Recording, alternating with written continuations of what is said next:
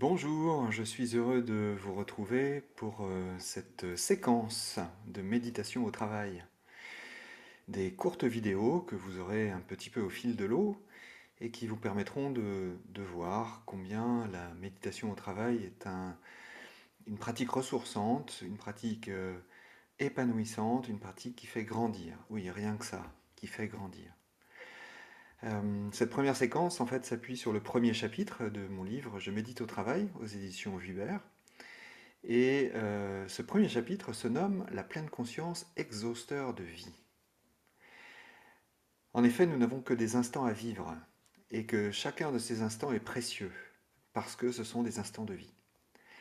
Alors, la pleine conscience, qui consiste à porter notre attention sur l'instant présent, sans jugement, de manière volontaire, c'est-à-dire essentiellement, dans un premier temps en tout cas, de porter notre attention à nous-mêmes et à ce que nous ressentons dans le cœur de l'expérience, dans le cœur des situations, eh bien c'est une pratique qui nous permettra de voir que chaque instant est véritablement ressource plutôt que problème.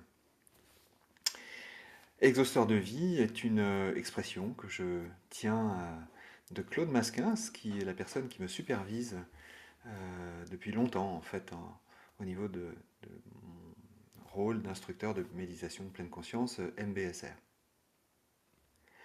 Alors, lorsqu'on parle de pleine conscience, de méditation, on parle souvent de s'asseoir dans une posture zen et puis de ne rien faire du tout. Alors, on va oublier un instant la posture zen pour rester sur ne rien faire du tout. Et là, on peut se rendre compte que c'est assez antinomique, en tout cas dans la représentation que nous en avons de notre travail dans l'entreprise.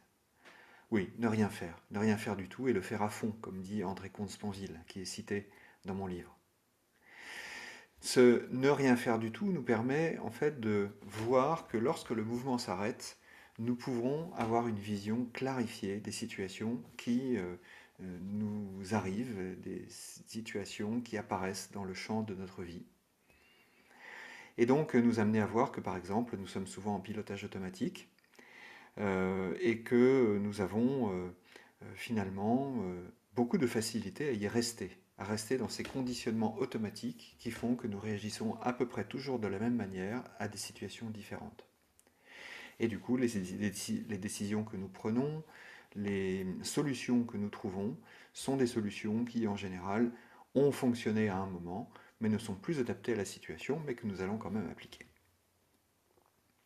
Et pour cela, ne rien faire du tout, ça va être aussi de ramener notre attention sur le corps, juste sentir le corps. Et nous allons apprendre petit à petit à cultiver notre attention, à développer nos capacités à focus sur ce qui se passe, améliorer nos capacités à nous recentrer dans le moment présent, au moment où les situations difficiles se présentent, et réapprendre à nous concentrer véritablement.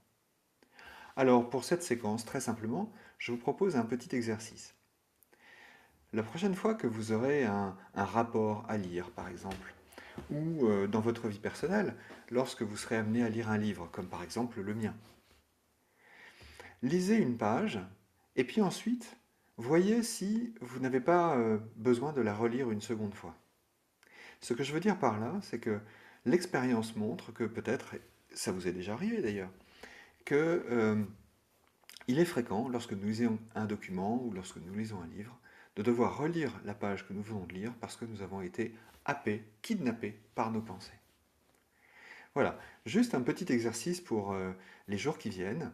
Lorsque vous lisez quelque chose, rendez-vous compte si vous êtes véritablement présent, présente à ce que vous lisez, ou bien si vous êtes tout à fait absorbé par vos pensées, en train de lire quelque chose et de penser à autre chose en même temps. Voilà, c'est tout pour cette fois-ci. La fois prochaine, nous aborderons un autre thème qui sera d'ailleurs correspondant à un autre chapitre de notre livre, de votre livre. Je dis de notre parce que finalement, nous partageons beaucoup de choses dans ce livre. À bientôt!